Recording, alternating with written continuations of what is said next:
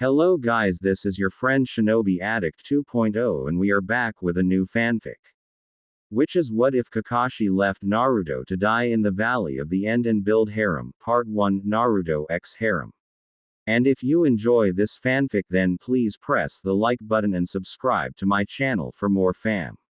I see like this. And now let's start the fanfic. Sasuke sat there looking at the limp body on Naruto, not believing that he was able to drive him to such an extent that he was almost completely out of chakra.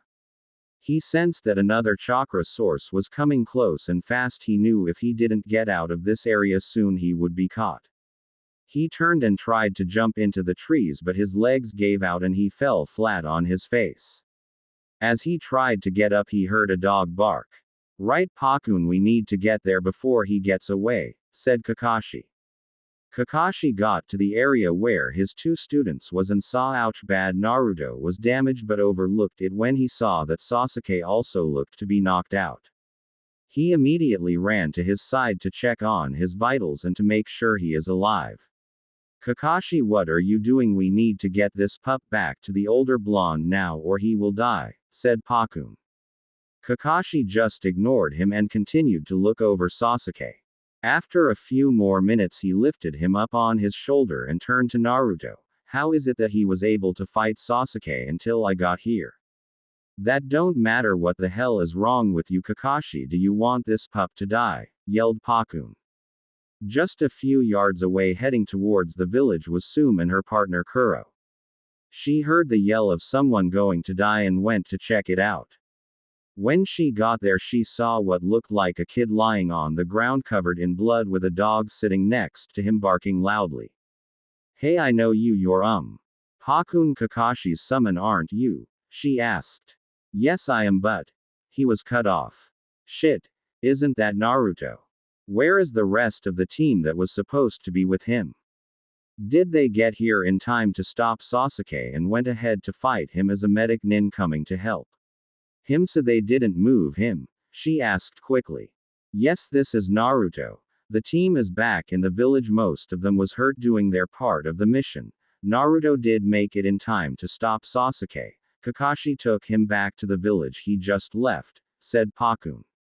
"What do you mean he just left? His student is still laying here dying and he just left." "Yay, he took the Uchiha back and left Naruto. That bastard, I'll rip his insides out," she yelled. Are you going to take him back to the village before he dies?" Quote. "Of course I am. Why would I leave him?" She then picked him up and put him on the back of her partner and they ran off towards the village.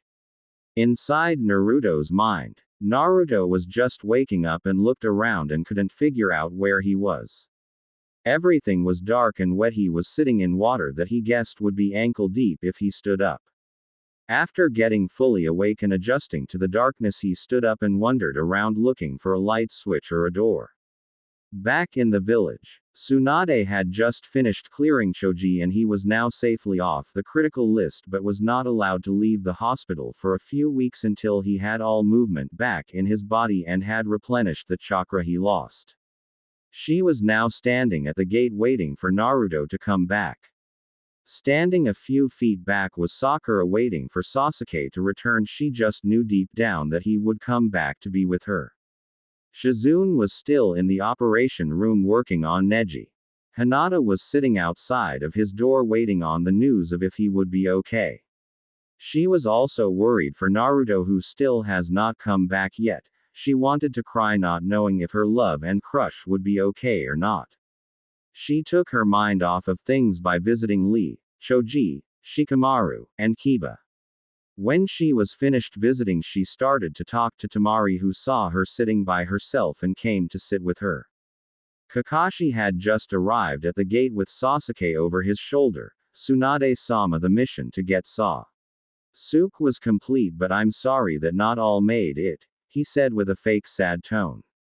Sakura was glad to see Sasuke back. "Sensei, is he okay?" she asked. "Don't know, we have to get him to the hospital and have him checked before we truly know," Kakashi said. "Stop talking and get the bastard to the hospital before I send him to prison without being looked at," Tsunade snapped. Sakura and Kakashi quickly cleared out towards the hospital. Tsunade looked out towards the direction Kakashi came from one last time before she left to the hospital. Kakashi ran into the hospital. "I need a stretcher now," he yelled. The nurse turned and saw Sasuke and got a stretcher quickly. Hinata saw Kakashi come in and walked over to him, followed by Temari. Kakashi sensei. She stuttered nervously.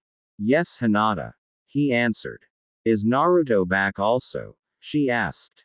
He looked at her with a fake sad smile. "Sorry, Hinata. I know how much you like him and it pains me to have to tell you this, but sometimes when a ninja go on a mission of this caliber they do.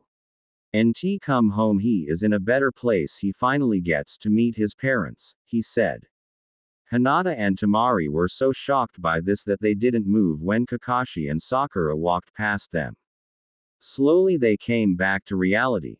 "No, this can't be, please tell me this is one of his stupid jokes," Hinata started to cry. "Come on Hinata, let's find the Hokage," said Temari, pulling the girl into a hug while she cried. They walked towards the door of the hospital when Tsunade walked in. She saw the girls walking towards them and told them to follow her. "Look, you two, there is something going on and I don't like it," she told Hinata and Temari. "What do you mean, Hokage-sama?" asked Temari. Hinata still cried. "I told you to call me Tsunade. And I mean something to do with Naruto. I need you two to find Anko and Kurenai and head out to the Valley of Death and see if you can find any trace of Naruto's body, dead or alive," she told them. "But Tsunade-sama, his sensei even said he saw him dead. Why would he say that if he is not dead?" Hinata said with a terribly bad stutter that Tsunade barely understood it. "I know what he said, but still I want to make sure it's true. Now you can find the two Junins at the Dango spot and hurry, I want his body back to me, dead or alive," she commanded. They nodded and headed out of the hospital towards the Dango spot. They reached the Dango spot with Hinata still crying hard on Temari's shoulder. Temari looked around to look for Anko since she didn't know what Kurenai looked like. As she looked, she saw someone who she thought could be Anko. "Hinata, Anko is the lady from the second exam, right?" She felt Hinata nod on her shoulder. She walked up to the table that held the lady from the exam. Excuse me, but are you Anko?" she asked. Anko looked over at her. "Who wants to know?" she asked. "Anko, leave the kid alone, she probably wants to ask you a question." She then turned and looked at the two. "Hinata," she practically yelled. Hinata pushed herself off Temari and jumped onto Kurenai's arms. "Sensei, this is bad. Why did he have to die?" she stuttered out while crying. "What?" asked Anko. "She is crying because Naruto died on the mission to bring back Sasuke, but Sasuke is fine in the hospital being looked at by doctors, and Tsunade-sama wants us four to go to the Valley of End to find his body, dead or alive," said Temari. "Naruto dead?" mumbled Kurenai while rubbing Hinata's back.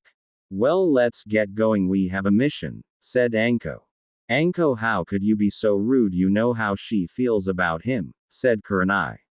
"I know that, but her sitting here crying is not going to make anything better. Besides, I don't think he is dead," said Anko. "You mean he could be alive, Anko-sensei?" stuttered Hinata. "Yay, it's Hinata. Besides, Kurenai, do you think it would so easily?" she said. "You're right, Anko," said Kurenai.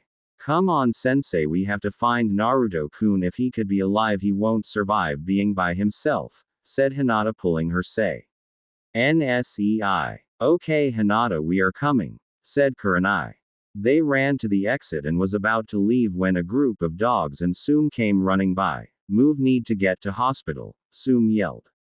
They jumped out of the way and saw the biggest dog had Naruto on its back. Hinata's heart skipped at how badly he was. "Oh no, he needs help now," said Hinata, running over to Naruto, who was now lying on the ground since the dog was dead, tired from running so far.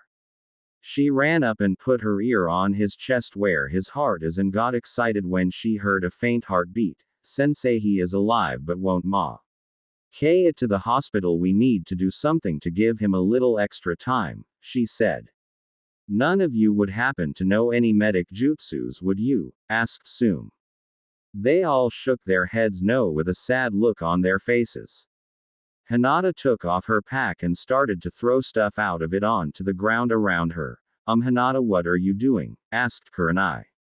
She didn't answer, just kept going through her pack until she found what she was looking for. Found it, she said happily. She then opened the medium-sized jar up and they all were hit by the fragrance of the smell. It had a lavender smell to it. She started to rub the stuff inside the jar all over Naruto's body. She did this with a small blush on her face. Done. I hope it gives us enough time to get to Tsunade, she said. No time like now to find out, said Anko, grabbing the boy bridal style and running off towards the hospital, followed by the rest. They ran into the hospital and looked around and saw everything stop and all eyes were on them. We. Re the fuck is Tsunade? Anko yelled at the top of her lungs. Anko, this is a hospital, said Shizune, coming around the corner. No time for games, Shizune, he needs help now, replied Anko, putting Naruto on the stretcher that Shizune had. You know this was for someone. She finally looked at the person on the stretcher. Else, shit, get me a room ready now and go find Tsunade now. Whatever she is doing, it can wait. Shizune yelled out orders. The nurses looked at the boy and didn't move. What the fuck are you doing standing around? You was given orders by your superior and you are not obeying them, asked Anko, leaking out her key. The nurses scrambled to find a free room and locate Tsunade. Tsunade-sama, you're needed now, said one nurse, running into the room that Sasuke was in. I'm busy, I'm sure it can wait, she replied. Shizune said what you're doing could wait, the nurse replied. What could be so important? Asked Tsunade. The last member of that team was just brought in by Anko, Hinata, Kurenai, Sume, and Temari from Suna, the nurse said. Tsunade glared at Kakashi, then headed for the door. Tsunade-sama, what about Sasuke? He asked. He is fine. All that was wrong was he used too much chakra. If you're wondering, I was not going to heal him. He is going to stay like that and I'll talk to you later, Kakashi. She then walked out the room following the nurse. She walked into the room that held Naruto and saw Sume, Anko, Kurenai, Temari, and Hinata sitting in the chairs that was in the room. She also saw Shizune hooking Naruto up to some IVs. Give me a report of his condition, she said to Shizune. I don't know how, but whatever they did on the way here saved his life. Even it don't seem to be able to completely heal him for some reason, and if we don't act now, all the effort to get him here will be in vain, said Shizune. Okay, let's get started, said Tsunade. They stood on either side of Naruto and their hands started to glow green, and Tsunade worked on the upper part of his body while Shizune worked on the lower part. In Naruto's mind, Naruto finally found a small walkway that led him down a small corridor. As he walked, he saw the multiply images of his past and started to run. As he ran, the hall got longer. Stop, he yelled. It continued. Please stop, I'll do anything, please stop these images, he cried. The images then stopped. Boy, stand up and look at me, said a voice. He slowly got off his knees and looked at the figure. He sniffed. Who are you and where am I? He asked. You are in your mind and I'm the great Kyuubi no Kitsune, said the figure. What, you're supposed to be dead? Then the memories of when he passed the Genin exam showed. Right, I forgot. Don't forget again or I'll kill you, said Kyuubi. Bullshit, if you do that then you also die, Naruto yelled. You really think that? Want to try? Asked Kyuubi. Naruto hesitated. No, he said. Good, now we need to talk, said Kyuubi. I don't want to talk to you, said Naruto. You have no choice in the matter, said Kyuubi, then used its chakra to force Naruto to sit. Now you're about to learn what has happened throughout your entire life. Naruto was about to interrupt, but Kyuubi stopped him. I'm not talking about the things you know about but what you don't, you see. Since you was born there has been a group of people trying to have to killed or exiled, and unfortunately with the last mission you went on it is a high possibility you will be exiled if not killed. Now this is a problem for you because it would end your life for something you have no control over. But all is not lost because from what I can tell you have a few friends who won't let you be killed, said Kyubi. How do you know all this? I know more than you think, but you have to find out yourself, but trust me that blonde lady won't let anything happen without a fight. Now you need to learn that you don't control me or my power, and I could get out of this cell anytime I want, so you better show respect when talking to me, got it? Said Kyubi. What makes you think you scare me? I know you can't get out of that cage or it will kill you, and just because you're bigger and stronger does not mean I'll back down from you, yelled Naruto.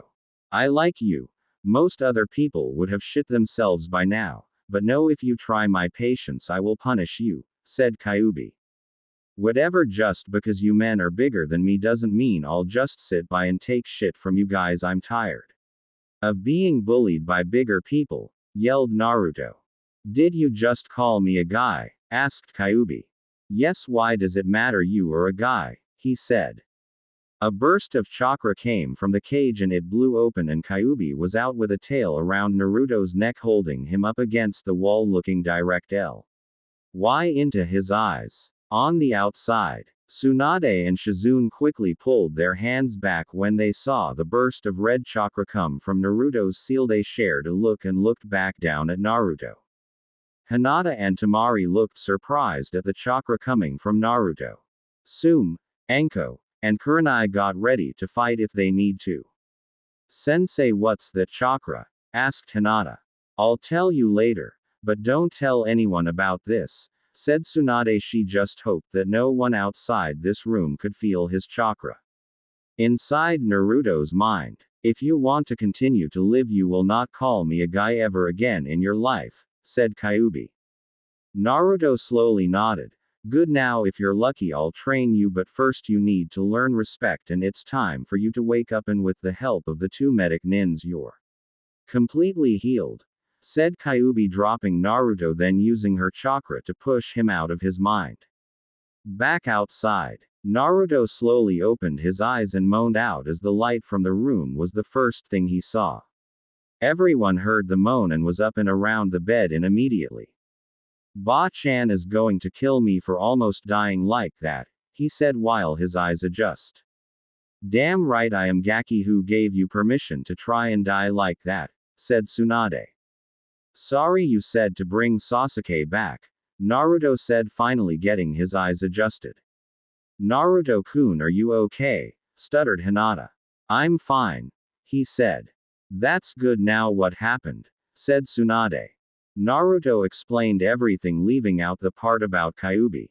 I see, so he did use that seal to get more power, said Tsunade. He doesn't know what he is doing, said Anko. What do you mean? Asked Tsume. That seal was made for the purpose of feeding off emotions, and if he let it control him like that, then he is completely under Orochimaru's control. Nothing short of giving exactly what he wants will keep him in this village, unless of course you seal his chakra. Then the seal can't work because it needs his chakra to move around, said Anko. I see, thanks for telling me, said Tsunade. So he back the mission was complete. How is everyone else doing? Asked Naruto. Well, 3 of you were in near a death state and not one of the 3 was Sasuke. He was unconscious from using too much chakra, said Tsunade. An Anbu came into the room. Hokage-sama, the council has called a meeting and you're needed, said the Anbu. Thanks, you can go. I'll be back as soon as I can. Shizune, go check on the other please, said Tsunade. She and Shizune then walked out of the room.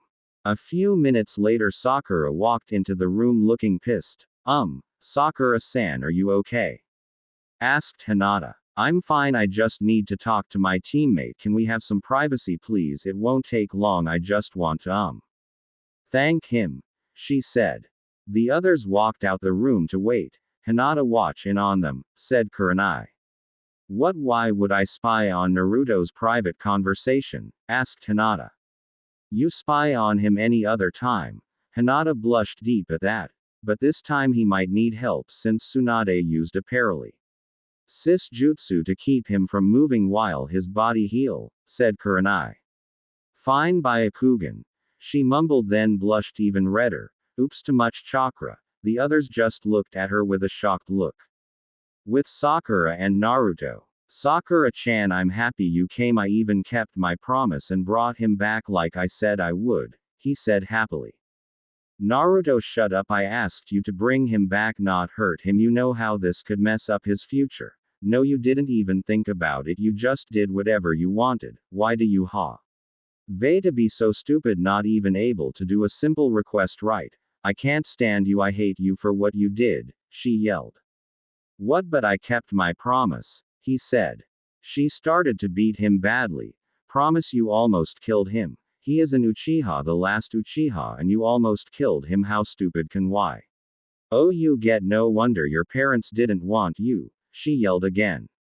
Naruto and Hinata had tears forming in their eyes. Hinata ran to the door and tried to open it, but it wouldn't. That bitch locked the door, that's why she wanted to be alone, yelled Hinata. Hinata, what's wrong? Asked Temari. She is in there beating him because he fought the Uchiha and he can't defend himself, she said. She what? Yelled Anko, Kurenai, and Sum at the same time. Hinata, move, said Anko, getting ready to kick the door in. Sakura was getting ready to hit him again when someone stopped her hand and threw her through the door. She looked up and saw an Anbu with what looked like a rabbit mask on, but couldn't see if was a male or not because every part of their body was covered, not even the hair was showing. Thank Kami. An Anbu stopped her, said Hinata, now banging on the door. Sakura was on the opposite side of the room from the door, so the Anbu opened it. As soon as the door was opened, Hinata flew in the room and attacked Sakura, not even bothering to use Jiyuken, instead preferring to use her tiny street. The others were shocked except Naruto, who was knocked out by Sakura's hits. Hinata, stop, get off of her, said Kurenai, getting over her shock. Kurenai finally pulled Hinata off Sakura, who quickly got up and ran for the door. Hold it, Pinky, you're lucky Kurenai was here because I would have let her continue to beat you, but know this, if you ever attack Naruto again you will have more than Hinata kicking your ass, said Temari when she grabbed Sakura's arm as she ran past her. Sakura glared at Temari, then shook her off and continued out of the room. Thank you Anbu-san for stopping her, said Hinata. What happened to Sakura? She just asked me to heal her, said Shizune, walking into the room. Hinata beat the shit of her, said Anko with a smile. What, Hinata? But she is the sweetest person ever. What could possibly make her that mad, said Shizune. Attempt to beat her crush to a pulp and find out, said Sum. Really? Wow. How is Naruto though? Said Shizune, walking up to him. Probably knocked out again. But forget that for now, we need to find a way to get Hinata like that all the time. She will be kick if we could, said Anko.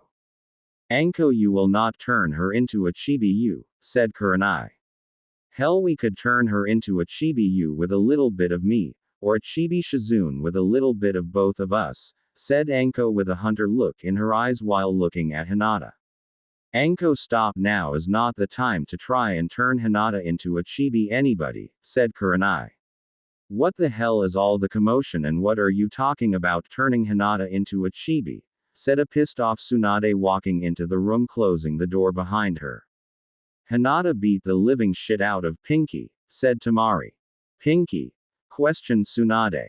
I caught Sakura-san beating on Naruto-kun during my patrol around the outside the hospital. I threw her off, then opened the door when Hinata-san introduced her small fist to Sakura-san's face, said the Anbu.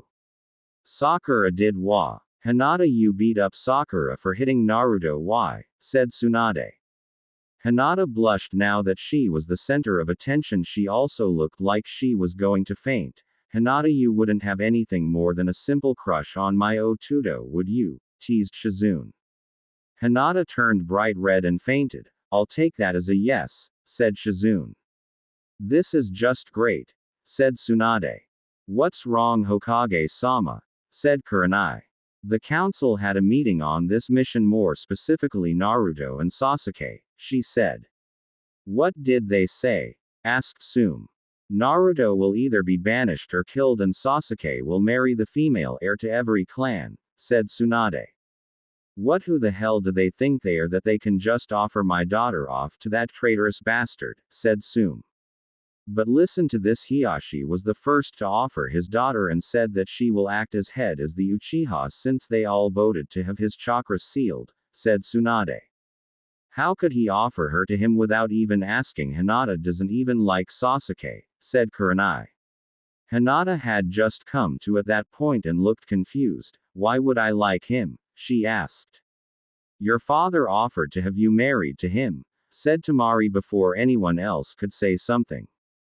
Hinata looked terrified. No, I don't want to marry him. I hate him. I want to marry Naruto-kun and help him build a clan. She then stopped releasing what she just said and covered her mouth. Tsunade got a thoughtful look on her face when she heard that. Tsunade-sama, whatever you're thinking, stop. Said Shizune. Hinata, would you do anything to be with Naruto? She nodded. Naruto is being banished for attacking Sasuke, so if you mean that I could banish you for attacking Sakura, said Tsunade. Wait, what are you planning? I know it's more than just banishing Hinata to be with Naruto, said Shizune. Oh, it is. I'm not staying in this village without Naruto, and since the council want to challenge me, I'll play their game. It's time for them to know exactly who they are messing with, said Sume. Aid. I like where this is going, said Sume. Do you want your daughter to marry Sasuke? Tsunade asked. Nope, I would rather her marry the pup, Sume said. Good, let's wake Naruto up, said Tsunade, walking over to him. She started a jutsu that would wake him. When his seal glowed red again, Tsunade jumped back. Hello everyone, said a voice. Who are you? Asked Temari. Who am I? Who the fuck else was sealed in him by that damn Minato? Damn his father, if it wasn't for him you wouldn't be having this problem, the voice said. Wait, you're Kyuubi, how are you out of the seal? Asked Shizune. Yes, I'm the one and only Kyuubi, and I could have got out of the seal at any time when I woke up, but I decided not to because it would have killed him, said Kyuubi. What are you talking about? Asked Tsunade.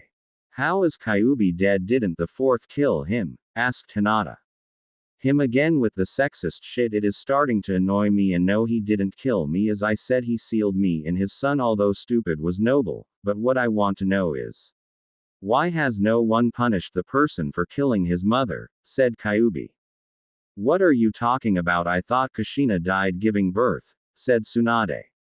No, she was killed. I'm guessing the old man decided not to investigate and decided to blame that on me also. Anyway, she was killed by a snake. I'm sure you all know who did it now. Also, I have an idea, she finished.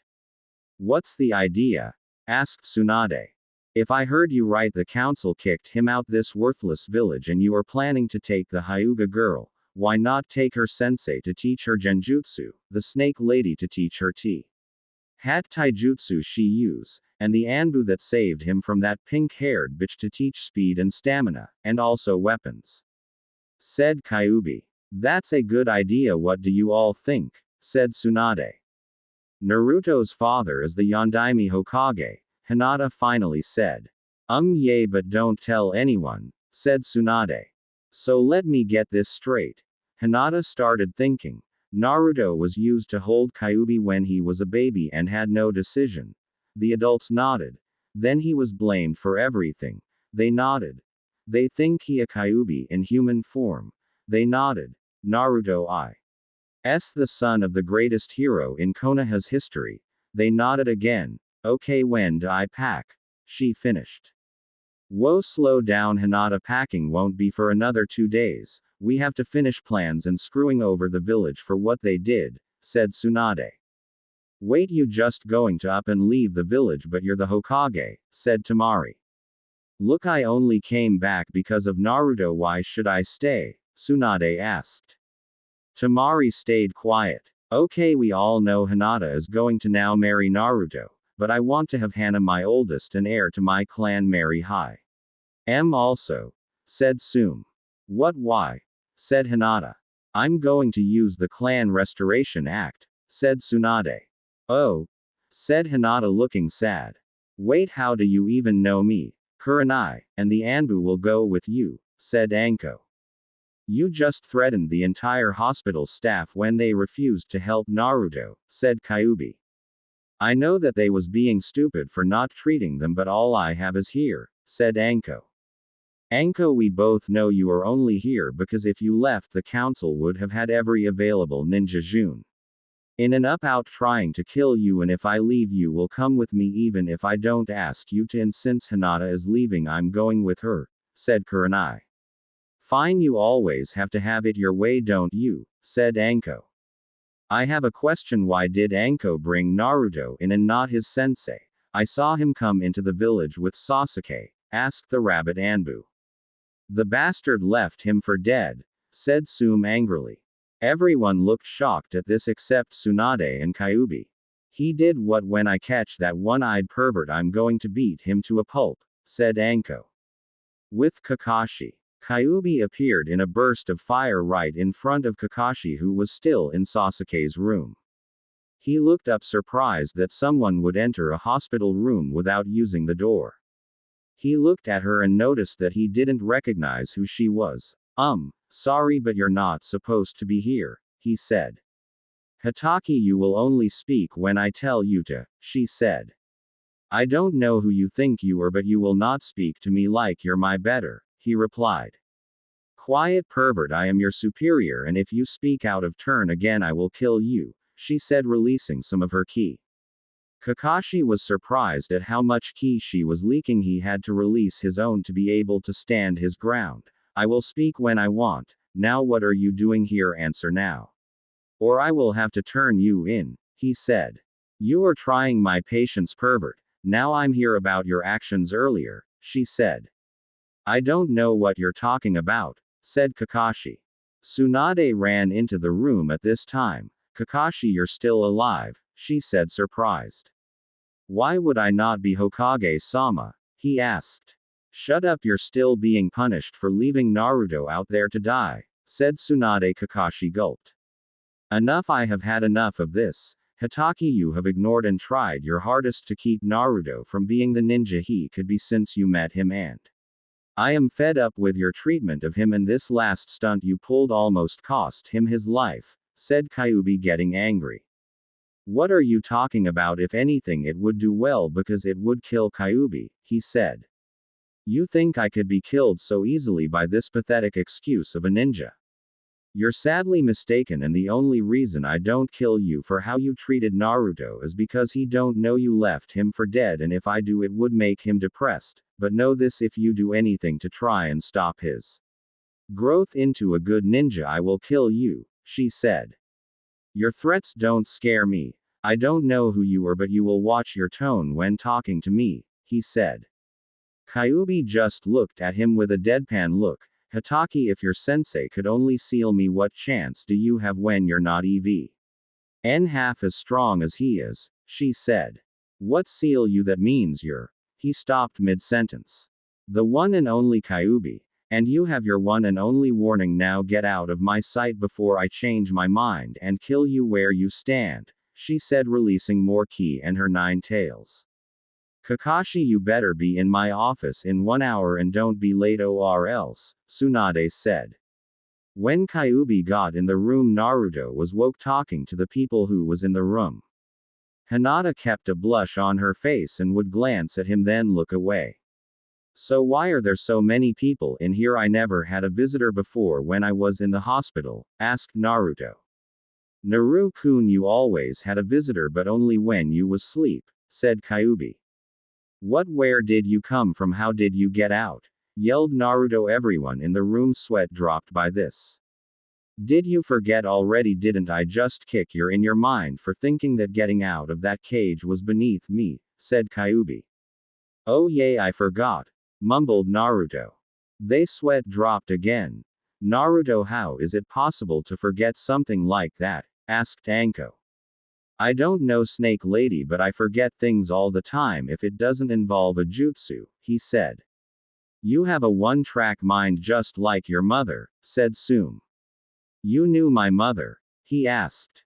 Yeah, you act exactly like her, and if something doesn't involve a jutsu, the chance of you remembering it is less than 10%, said Sume. Are you calling me stupid? Asked Naruto. Sume just shrugged. I have to go. I got to tell Hana the news that the council decided, she said. What news? Asked Naruto. You are being punished for injuring the Uchiha. You might be kicked out if they have their way, said Kyuubi. What? Why I had to defend myself, said Naruto. I know, but they punishing you because they think you tried to kill him, said Kyuubi. What? I didn't kill him, he attacked me. You was there, you saw the entire thing. I was trying to talk him into coming back until he just attacked. It took all I had just not to get hit by his attacks. He never even gave me the chance to attack, and then he hit me with a Chidori right where my heart is. How can they blame that on me? Said Naruto. Do you really think they would take the word of me, Kyuubi? She asked. What am I going to do? I have no family and I never had any friends. He started to cry. Naruto, shut up, you're sounding stupid, and if I ever hear you saying you had no friends, I'll kill you, said Kyuubi. What? Why? He asked. How stupid can you be? Who was here when you woke up? He was about to answer. That was rhetorical. Who was there when you needed someone to talk to? Who went you? If there was to heal you every time you did something stupid and got hurt? Who gave you healing cream after you fought her teammate? Who gave you the confidence to fight Neji when you wasn't going to show up? You have friends, you're just too damn dense to see past that pink-haired bitch, said Kyuubi. Hey, Sakura-chan aren't that bad. Yay, she has anger problems, but she's still not that bad. He jumped on his feet facing Kyuubi, defended his crush. This got Kyuubi even more mad. In a flash, her hand was around his neck and his back against the wall at her eye level. Not that bad, you say? She has went out of her way multiple times to hurt you. She beat you for asking for her help chakra control. She beat you when you asked her on a date when she could have just said no. She beat you every time you mentioned Sasuke name. She beat you just for looking at her too long. Have you ever though? About what would have happened if I didn't heal you after those beatings? No. I'll tell you. You would have been dead a long time ago by your teammate, by that bitch, and you're telling everyone that you love her, that she will see you for who you are. News flash, Naruto, she hates you in every fiber of you, and I have had it with you always defending her, and this stops now. Listen and listen good, you have been near death twice since you woke up this morning, and you know who put you there. No. Those two was Sasuke Uchiha and Sakura Haruno. That's right, after you came back to the village she came in here and literally beat you into an inch of your life, and if it wasn't for that Anbu coming when she did, you would have been dead. Do you know who repaid her for what she did? Hinata Hyuga. That's right, the only person who have been there when you needed to talk, the only person who actually cared for your well-being, the only person to actually show you what it is like to be loved. And how do you repay her? You shove her to the side just to run back to the one who consistently beat you. She said. Naruto was stunned to speak, so he just looked at his feet. What, you always have something to say, why not now? Too ashamed of yourself? Good you need to be, said Kyuubi. Sorry. He mumbled. What? Said Kyuubi. Sorry. He said a little louder. Still can't hear you, Kyuubi said. I said sorry. He yelled. So what are you sorry for? Asked Kyuubi. I'm sorry for everything, he said. Be more specific, she said. You can read my thoughts, you know why, he said. They can't though, tell them they are the ones who need to hear it, not me, she told him. And stop looking at your feet and look at them, she added. I'm sorry for not being smart enough to realize that I had friends. I'm sorry that I pushed you away. I'm sorry that I made you cry. I'm sorry that I defend Sakura when I shouldn't. Please forgive me, he said. Good, now go and ask again for their forgiveness, demanded Kyuubi. Naruto walked over to Anko first. Anko-chan, please forgive me for everything I did to make you feel bad, he said. Buy me dango and you're forgiven, she said. Okay. He went to Tamari next. I know we haven't known each other long, but I still want your forgiveness for not trying more to be your friend Tamari-chan, he said. Sure, you're forgiven, she said. He went to Kurenai next. Kurenai-sensei, I'm sorry for not showing how grateful I am for no. You have been more a sensei to me than my own sensei, and I'm sorry, he said. Naruto, don't beat yourself up over it, I know you're grateful, she told him. He next walked to Hinata. Hinata-chan, I'm sorry for pushing you away. I'm sorry for not talking to you more, and I'm sorry for not telephone. Ling, thank you for everything you did to help me, but I just didn't think that the princess of Konoha would want to talk to me more than you already did, he said. Naruto-kun, I'm no princess, and I forgive you for everything, she smiled at him with a deep blush on her face. Now that we have things to discuss, said Kyuubi. Like what? Asked Naruto. You have been lacking in proper training besides the basics that Kurenai, Anko, and the Anbu lady taught you, she said. Oh, he said, looking down. Cheer up, brat, you get to be trained by me, Kurenai now, said Anko with a smile. Why do I have the feeling that I won't like this, he said.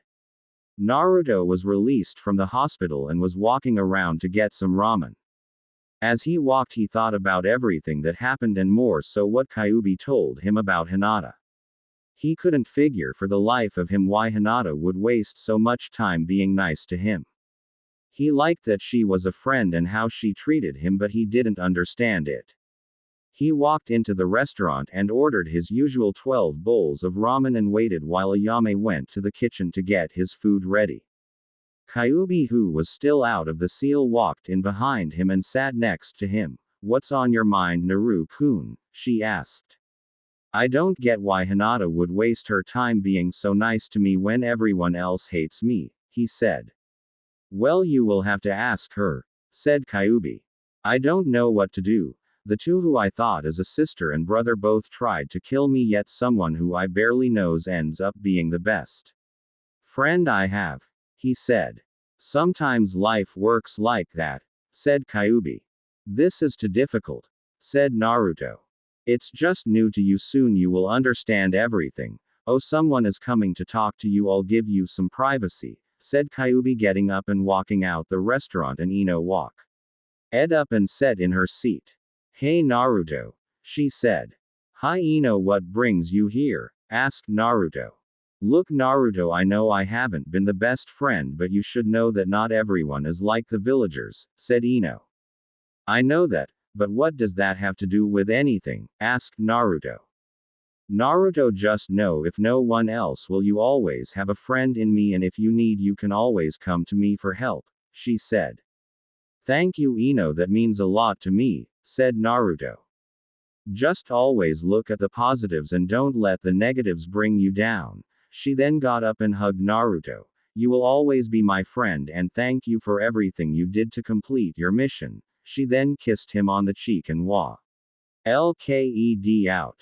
Naruto was stunned by what Ino did. He didn't notice Kyuubi walk back in and sit next to him.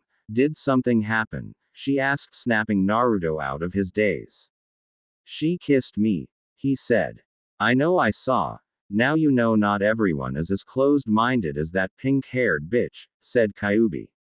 What do I do about it? No one has never kissed me like that before besides Ba-chan, and that was more like a motherly kiss, said Naruto.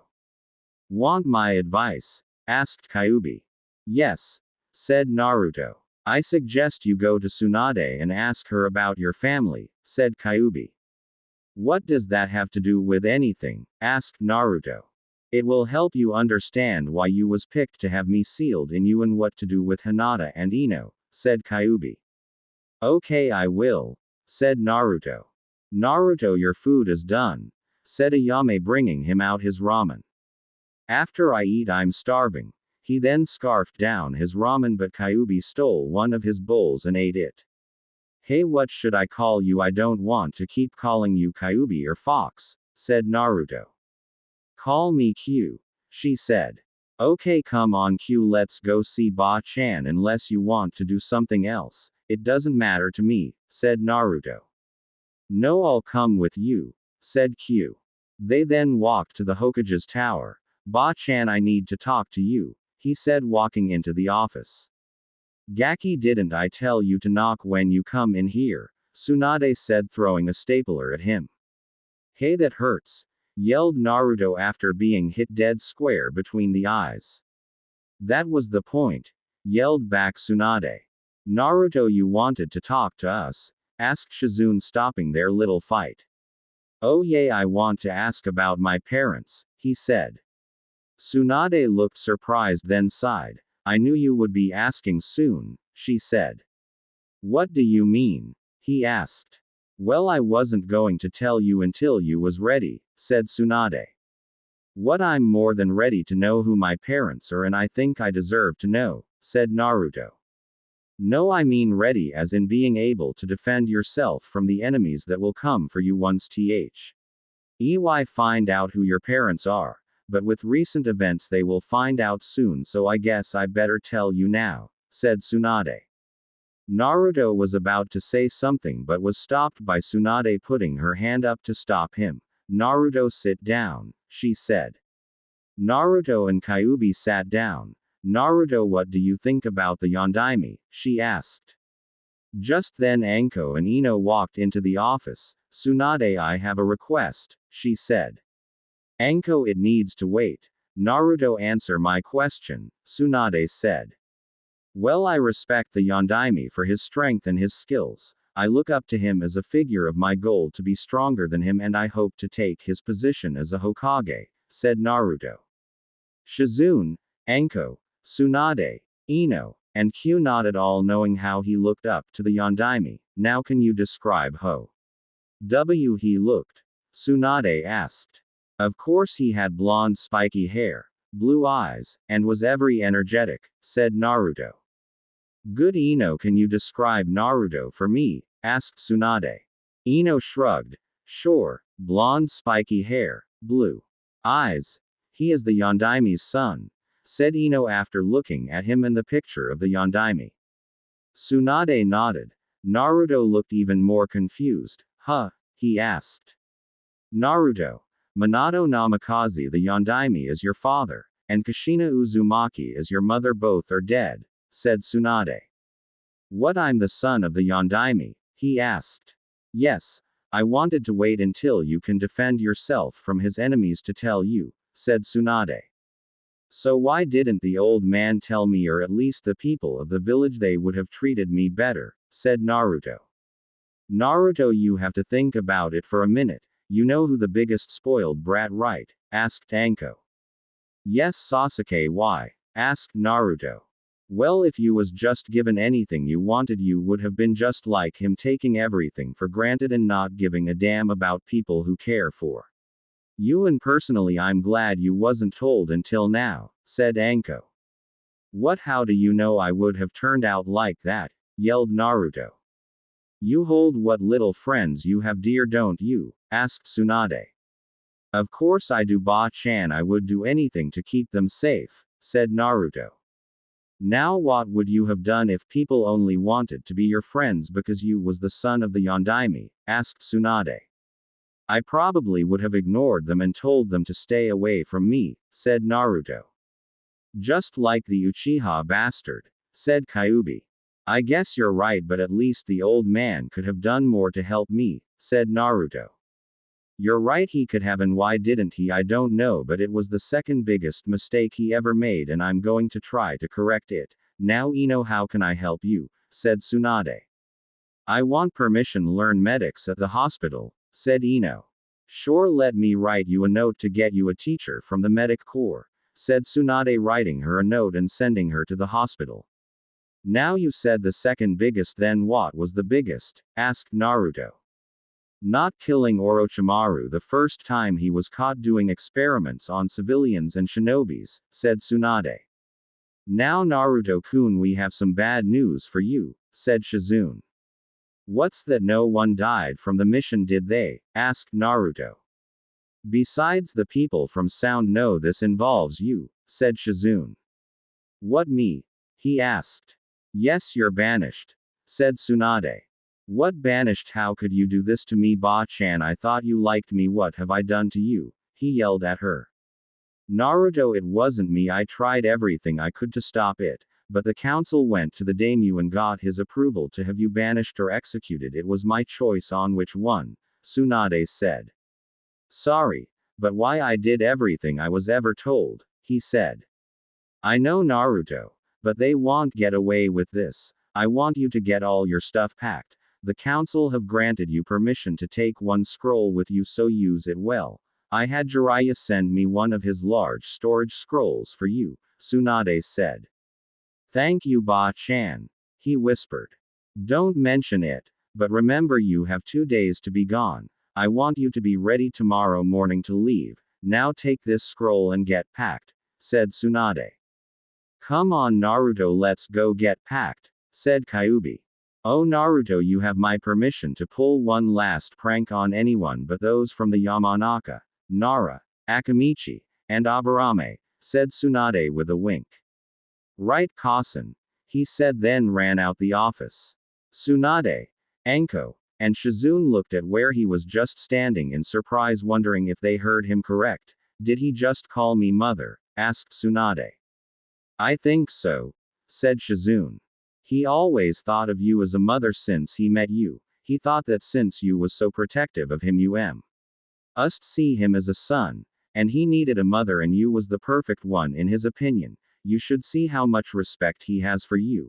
He respects you more than the Yondaime. Since you have been in his life, he has been able to remove some of the negative effect that this village had on his life.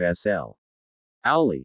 His mind is no longer a dirty, wet, dark sewer. Although it's still a wet sewer, it's cleaner and has light, and if you keep having such a positive influence on him, pretty soon his mind might become a library full of jutsus he knows or something, said Kyuubi. All this because of me, whispered Tsunade. Yes, believe it or not, even Sarutobi didn't have this much of an effect on him in the 12 years he has known him, said Kyuubi. Naruto.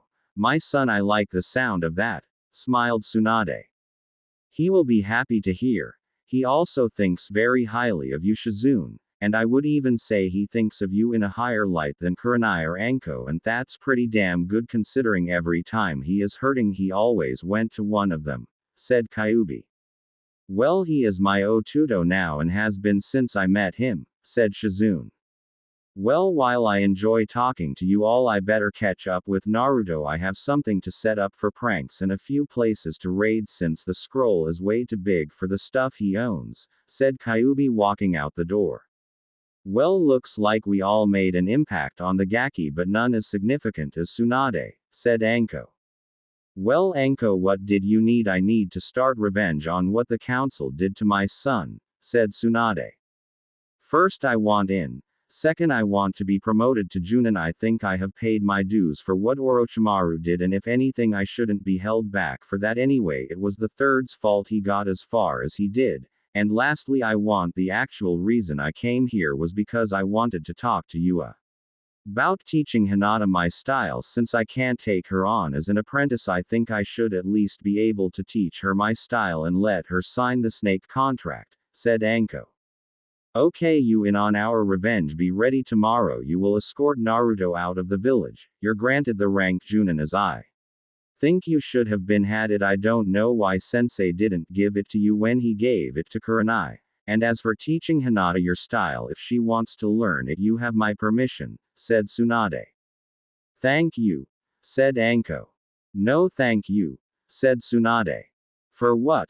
Asked Anko. For the idea. I'm going to make Hinata my apprentice. Can you tell her to come to my office as soon as possible? Shizune, I need you to go to the Sarutobi compound and tell Asuma and his nephew to come to the office. Sigh. D. Tsunade. Tsunade started going through her drawers and cabinets in the office until she found a cabinet full with things from Minato and Kushina for Naruto. She shook her head and willed her anger at her sensei away. She couldn't understand how he could just sit back and watch all this happen and not do anything to stop it. She smiled as she knew it all would end soon and Naruto would have a better life. She pulled everything out and set it on her desk and started to seal it until a knock came on the door. Come in, she said. You wanted to see me, Hokage-sama, stuttered Hinata. Ah yes, thank you for being prompt, Hinata, but I have something to ask you. How would you like to be a medic nin? She asked. I can't, stuttered Hinata. Don't lie, Hinata. Tsunade threw a small jar to her. I got that from Naruto when he came with Jiraiya to bring me back. When he told me you made it, I was highly impressed, but looking at your record, I don't see anything that would suggest you have medic training, said Tsunade. I don't.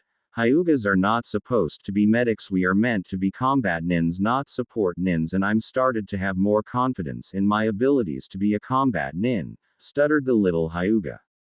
I'm not saying you won't be a combat nin. Anko did talk with you about wanting to teach you her style, right? Asked Tsunade. Yes, said Hinata. Well, she is a combat and assassin nin. If you learn her style and medics, you will be a combat nin who can also support your team when you needs to, said Hinata. Who would want to teach the failure of the Hyuga clan? Asked Hinata. Don't worry about that, you will be my apprentice, said Tsunade. Hinata stared unbelieving at her. Please tell me this is not a joke to get my hopes up just to bring me back down and tell me how much a failure I am. Stuttered Hinata with tears in her eyes, expecting the worst. Tsunade's smile faltered. Those bastards have made her afraid to take risks when they would help her greatly. Don't worry, Hinata, this is no joke. If you want, you will become my second apprentice and also study under Anko until you know everything she can teach you, said Tsunade. Hinata looked at Tsunade, then jumped up and down in excitement. She then jumped over the desk and tackled Tsunade in a hug, making her fall back on her chair. This is the best news ever. I will do everything to make you proud of me, said Hinata. Don't worry, Hinata, I know you will work hard. All that I ask is to believe in yourself. Don't be afraid of risks, and work on not stuttering, said Tsunade. Hi, I will work on it, said Hinata with a little stutter. Good, now go get packed, we are leaving tomorrow, said Tsunade. What tomorrow? I thought you said we had 2 days, asked Hinata. Yes, I'm not staying in a village that banished my son more than I have to, said Tsunade. Son? Asked Hinata. He is like a son to me and he called me Kasan without even thinking about it, said Tsunade. I see, well, I'm going to pack, said Hinata. Here is a scroll, pack whatever you can fit in it. Remember, you might be away for a while, so you will need scrolls to help you with your Jiyuken style, so make sure you pack plenty of those scrolls, said Tsunade. Hi, I'll be ready tomorrow. She then ran out of the office to leave Tsunade to do what she was doing. Asuma and nephew came in. Hokage-sama, you wanted to see us, asked Asuma. Yes, I want you to sign the monkey contract, said Tsunade. I don't think I'm ready for that yet, and Konohamaru does not have the chakra capacity to sign it, said Asuma. I wasn't requesting, I was telling you both to sign it now, said Tsunade. Asuma sighed and signed the scroll with Konohamaru.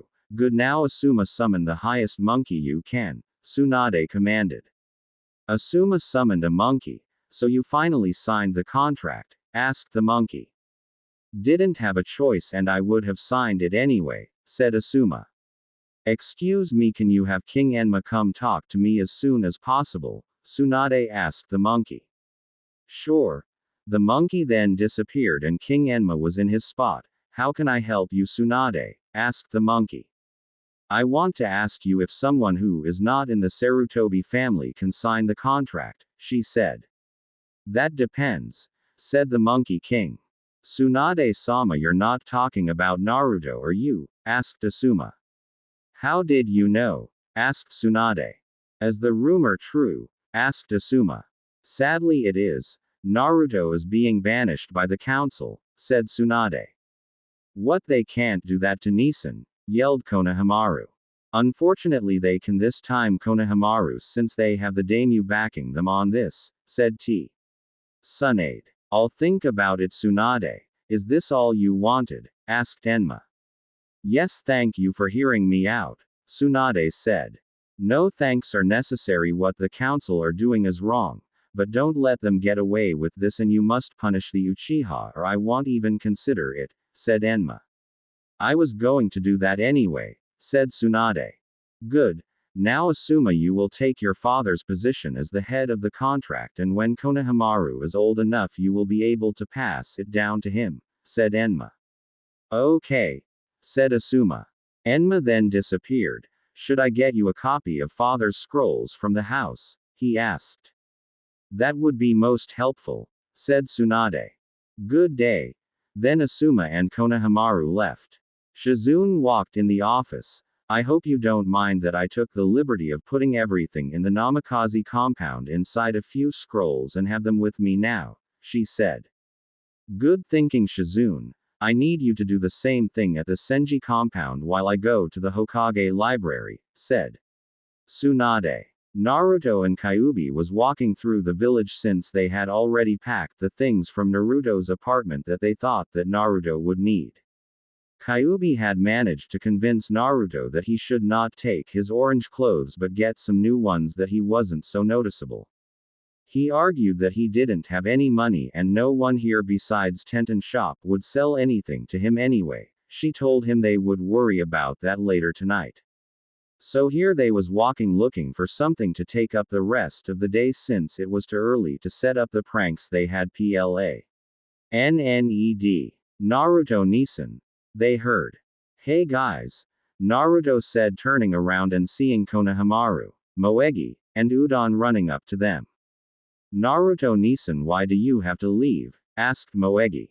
I can't do anything to stop this from happening, but while I'm gone I want you three to promise you will rain hard, said Naruto.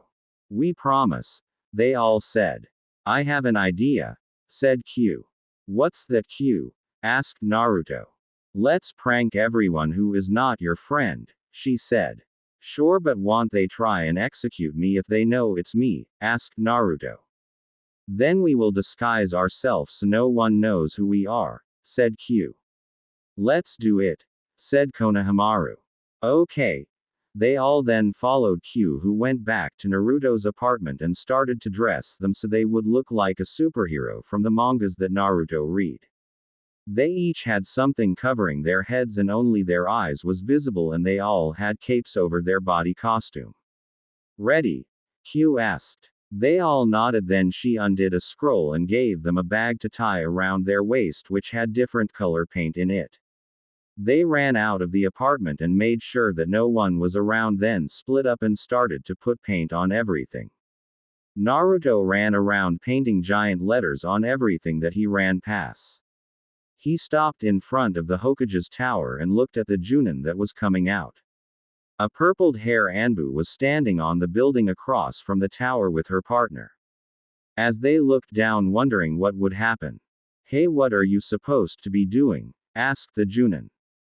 Naruto didn't say anything, he just slowly and dramatically pulled out his paintbrush, then swiftly quickly painted a giant N on the Junin shirt and threw a paint-filled balloon at his face. The ANBUs who was watched burst out laughing. We should follow him to see what else he will do, laughed the purple-haired rabbit-masked Anbu. You're right, that was hilarious, laughed the brown-haired tiger Anbu. So they then followed Naruto around from the roofs laughing their heads off. Naruto ran towards the center of Konoha painting every building he came across. He stopped in front of the Yamanaka flower shop just as Ino was walking out. He had his paintbrush ready but was conflicted on whether to paint the building or not. He knew Ino worked there and didn't want her to get in trouble. He looked Ino in the eyes, who was staring at him, then ran off painting the building next to hers, leaving her building unpainted. Ino blinked at the figure. Was that Naruto? She whispered to herself. 3 hours later, the two ANBUs walked into the Hokage's office laughing their asses off. Rabbit, Tiger, what is going on? Asked Tsunade. Naruto, answered Rabbit. What do you mean? Asked Tsunade. Look out the window. He and a few others painted everything and everyone who Naruto didn't consider a friend, said Tiger. Tsunade looked out the window and couldn't hide her smile. Wow, he must have got word of his banishment, said Tsunade. Rabbit gasped. How could they banish him? Don't they see he is only a child who needs a mother's love, she said. I don't see the problem if he did something that warrants banishment, then why try and defend him, said Tiger. Maybe he didn't. Have you thought of that, Tiger? Yelled Rabbit. Why are you so upset about it? Asked Tiger. I never saw you go out of your way to help him, he finished.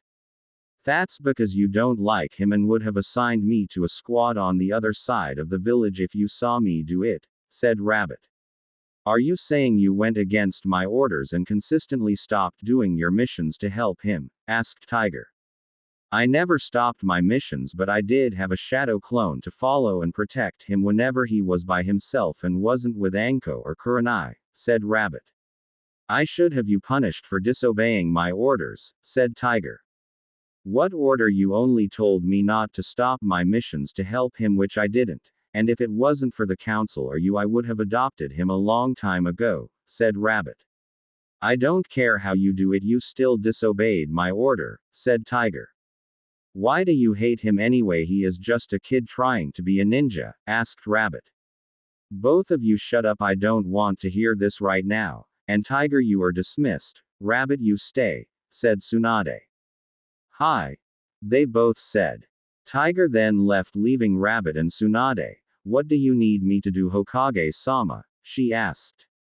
I want to know what exactly you mean by you would have adopted him if you wasn't stopped, Tsunade asked. I may not have put the best effort forward, but with both Anko and Kurenai I didn't want to interfere with what they was doing to protect him, but I would occasionally slip into his apartment and refill it with food, clean it, make sure his clothes was the right size for his growing body, give him Oni and scrolls to learn from. I knew Anko taught him to read, so I left him things that he should have learned at the academy and small training scrolls that would help him learn chakra control and taijutsu and anything else I could do for him, said Rabbit. I see, said Tsunade. Also, I tried to adopt him a month after he was born, but the council blocked it, saying that having a child to take care of would hinder my career as a newly appointed Junin, she said. And how did Tiger stop you? Asked Tsunade.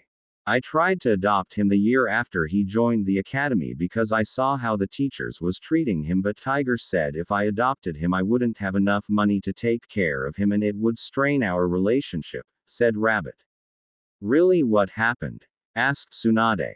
Well, I was hurt that he would do that, but I weighed the options and painfully decided I could help Naruto from the shadows and still be with Tiger, so I decided not to adopt him and stay with Tiger, even though I still helped him as much as I can.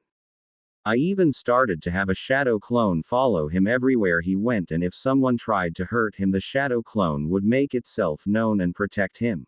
I even had the clone help Naruto with his taijutsu, said Rabbit. I see. Well, Naruto is being banished, he is leaving tomorrow, and he already looks at me as a motherly figure, so what will you do? Asked Tsunade.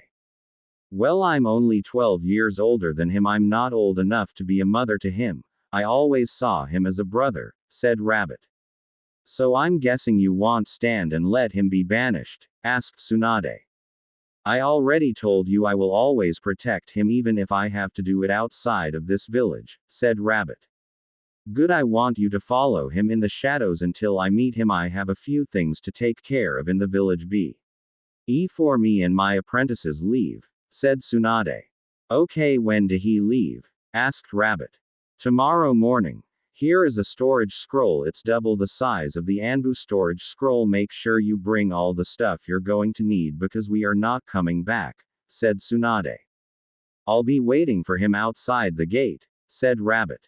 Rabbit, give me your mask, you're not going to need it anymore, I'm retiring you from the Anbu, said Tsunade. She took off her mask and handed it over. I'm going to miss that mask, it helped a lot when I didn't want to listen to Tiger. I was able to let my eyes wander without being caught, she said. Don't worry, Yugo, you won't have to listen to his boring stories about being the best swordsman in Konoha, said Tsunade. That's good, but I am sad at how he treats Naruto-kun, said Yugo. I know you would have been good for him, but he let his stupidness about Naruto ruin his judgment and made him jealous of losing you to Naruto, said Tsunade. Yugo laughed. It's not like I was going to marry Naruto-kun, said Yugo.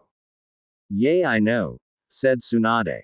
Not yet anyways, since I get to actually spend time with him now. If he want, I would be willing to marry him, said Yugo. Let's not corrupt my son until he is at least Junin level, said Tsunade. I'm going to get packed. I have some things to get from the Anbu HQ that will help us on our departure. I'll make sure I grab extra just in case we have more followers who want to join us, said Yugo. Good idea, because eventually Ino will join us, maybe not now but in a few months she will leave Konoha and join us, said Tsunade as Yugo left. Naruto and Q was sitting in his living room of his apartment. Naruto was thinking about what happened with Ino. Q, can I ask you something? He said. Sure Naru-kun, you can always ask me anything, said Q. Why is it when I think of Ino or Hinata I get this weird feelings they are different than before, like if something happened to them I would be losing a part of me? Asked Naruto. You're in love with them, said Q. What, how can I be in love with them? Ain't it wrong to love two girls this much? Asked Naruto.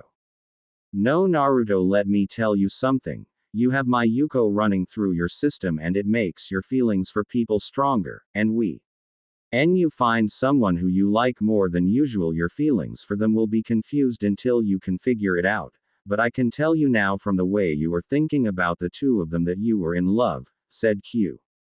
So I'm in love, what do I do? Asked Naruto. Don't ask me, I'm not a human, remember. I don't have human emotions, but I do know that my Yuko is influencing who you fall in love with, as if it's approving or disapproving of the girl. And if you find someone who my Yuko approves of, you should do every thing you can to tell that person how you feel, because more times than not they will love you back, said Q. So it's like a guide in the right direction? Asked Naruto. Exactly. But it's late and all the stores are closed now. Make a few shadow clones and we will send them to start the pranks. Hile me and you go shopping, said Q. Shopping? All the stores are closed, how are we going to get in them? Asked Naruto. Leave that to me. Let's go, we only have a few hours before the village alarm system activate and make it almost impossible for you to even leave your apartment without Anbu being on your tail, said Q. Okay, I'm ready, what do I need? Asked Naruto. Just bring all the small storage scrolls you have and the scroll Tsunade gave you. We are going to put the stuff we get in the small scrolls before we put them into the large scroll, said Q. They jumped out the window and headed towards the closest store that sold shinobi clothes. Wait, Q, this store is owned by Tenten father, said Naruto. Okay, said Q. Let's not go in there because Tenten was nice to me and she was helpful when I asked her to train with me, said Naruto. Fine, we will go to the second largest shinobi store, the one that only ANBUs are allowed in, said Q. Then went across the village and Q checked to make sure that no one was in the store or around so they could get in. After confirming the coast was clear, she grabbed Naruto and used a demonic jutsu to get inside the store. They walked around looking at the different weapons and clothes. Q, what should we get? Asked Naruto. First, we both need new clothes. Pick a color that's not orange, she told him. What about the colors that my mother and father wore? He asked. From what I was told, that's a good choice. Your mother wore red and your father wore white, she said. So that's where I got orange from. It's the middle of my parents' colors, said Naruto. That could work, but we have to make the orange darker. You can get a month worths of outfits in dark orange, said Q. So I can still wear orange? Naruto asked. As long as it's not too noticeable you can, she answered. Naruto pulled up two shirts, one is dark orange almost dark red and the other was light orange almost white. How about these two shades of orange? He asked. Those are fine, they are not too bright, she said. Okay, I'll get 15 outfits in each color, said Naruto. Okay, I'll be right back, I'm going to the kunoichis section, said Q. Q walked away and was looking at the other color of clothes and saw something in a lavender color which reminded her of Hinata. She then got a few outfits in different shades lavender for Hinata. She then continued to get herself some clothes in black and red. She was walking past the weapons picking up some kunais, shurikens, and senbons. She was looking at the other weapons and saw the katanas and thought that they was too normal to other ninjas and started to look for something else that would match Naruto's personality and stand out from all other weapons. She then walked past two katana handles, basically a lightsaber from Star Wars. She looked at them and read the directions of them. This weapon is called elementals. It allows the user to channel their chakra through it and create any weapon they want, and as long as they have the chakra to support the weapon, it is indestructible. Not normally used because of the user having to master the weapon they chose to use, but when used it is almost impossible to defend because the user can change the weapon at any moment. She looked at both of them, then picked them up and put them in the weapon scroll. I'm done. I have enough clothes to last for a full month. I also have a pair of sandals like Arrow Senin, and a black Anbu undercover robe, he said. Really, go grab a few more of those robes, we might need them, she said. Naruto did as told and they was about to leave when Naruto stopped her. Look at that, it looks exactly like that cloak that my father wore, said Naruto. Kyuubi looked at it. It does, don't it? You should take it, she said. Right. Naruto walked up to the cloak and grabbed it and put it on. It's too big, he said. No, Naruto, clothes like that you have to channel chakra to make it fit you, she said. He did as told and the size shrank so it fit around him as if made for him. They have a lavender one. I'm going to give it to Hinata as a thank you and a sorry for everything, he said. That's a good idea, said Q. He grabbed the cloak then walked over to Q. What next? He asked. To the shinobi library, she said. Cool, but don't they have cameras there? Asked Naruto. They don't have cameras in the library. Who would think to steal from a library, Naruto? Asked Q. I guess you right, said Naruto as they jumped across the village to the library. They reached the library and Naruto was able to squeeze through the small window that was left open above the back door, then opened the door for Kyuubi. The scrolls in here should be sorted by element and rank. Take a scroll and put a copy of every scroll in it, but only keep like elements in each scroll, she told him. Later that day, Q shook Naruto to wake him up since they would be leaving soon. He went to shower and put on his regular orange clothes since Q told him he couldn't wear his new stuff until he was out of the village. Hey Q, how are we going to give Hinata her gift? Asked Naruto. Don't worry, we will give it to her later, Q answered. You sure we will be able to? He asked. Trust me, Naruto, she said. Okay. Hey, I'm hungry. He walked into the kitchen. Q, was you able to catch the person who keeps putting food and money in my apartment when I was asleep? He asked. No, Naruto, we was not here when it happened, she said. Well, I wish I knew who it was so I could thank them for all the times they have helped me when I didn't have any food, he said. I have a feeling you will be able to see this person soon, said Q. I also wish I could see Rabbit-chan before I had to leave. I like her, said Naruto. You don't even know her. How can you know you truly like her? Asked Q. Because she went out of her way to help me. She helped with my training when Kurenai or Anko couldn't. She was there to talk to me when no one else would. And she stopped a lot of people from bullying on me, said Naruto. Maybe you will see her, said Q. I hope so, said Naruto. An hour later, Kyuubi left and was to meet up with Naruto a few miles away from Konoha with the large scroll. They sealed everything they took sealed in it. Naruto was at the gate. He was supposed to meet Tsunade at. There with her was Shizune, Kurenai, Tsume, Hana, and Anko. He walked up to them trying not to look too sad. Morning everyone, he said. I'm going to miss you, pup, said Tsume. Don't worry, Nisan, we will not let you travel by yourself for long. Trust your Onezen, I will join you real soon, said Shizune, hugging him. I wish I could stay with you, he told Shizune while he hugged her back. Naruto, you're like a brother to me also, and no, I will not let this go without doing something about it, said Kurenai, hugging him. Thank you for everything, Kurenai Onezan, he said. Naruto, Hana said, getting down to his level, know that I'm always here for you and I will not be marring that you. Chia.